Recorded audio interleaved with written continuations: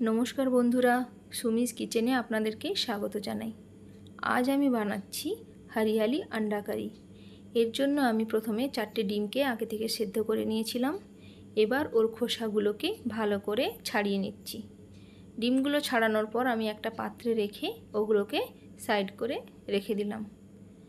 এবার আমি আগে থেকে কড়াটা গরম করতে বসিয়েছিলাম। তাতে দিয়ে দিলাম 3 টেবিল চামচ তেল ও 1 চামচ রসুন বাটা ও 1 চামচ আদা বাটা। এবার ওটাকে হালকা ফ্লেমে কিছুক্ষণের জন্য ভাজতে দিতে হবে।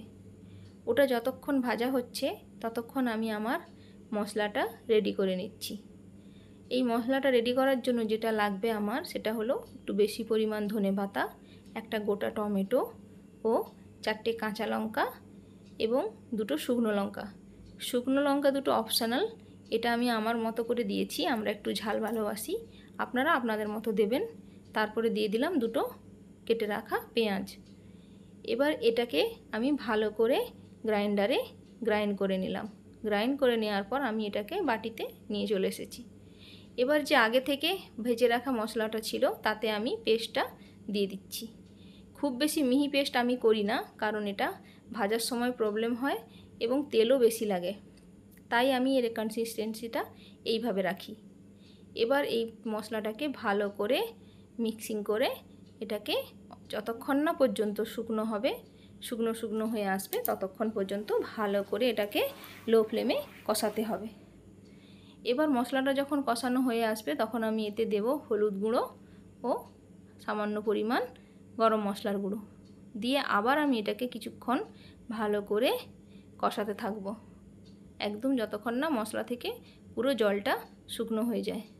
মশলাটা যখন ভালো করে বুঝতে পারবেন যে তেল ছেড়ে যাচ্ছে, কষানো হয়ে গেছে, তখন এতে দিয়ে দেবেন পরিমাণ মতো লবণ এবং সেটা দিয়ে আবার ভালো করে কিছুক্ষণ এটাকে কষাতে হবে। যখন এটা ভালো করে কষানো হয়ে যাবে তখন এবার আমি এতে জল অ্যাড করছি।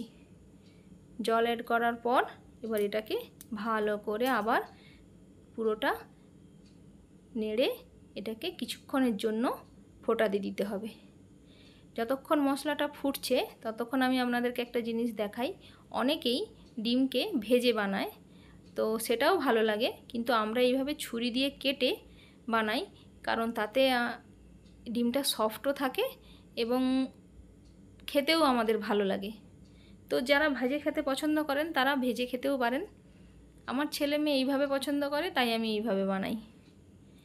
এটাকে আপনারা যেভাবে দেখছেন এরকম গ্রেভি মতোও রাখতে পারেন, আবার যদি না হয় তাহলে এটাকে একটু শুকনো শুকনোও বানাতে পারেন।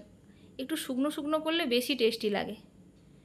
তো বন্ধুরা, চ্যানেলটা যদি ভালো লাগে বা খাবারটা যদি ভালো লাগে তাহলে আপনারা আমাকে সাবস্ক্রাইব করে দেবেন, লাইক করে দেবেন এবং জানাবেন কমেন্টে কেমন হয়েছে।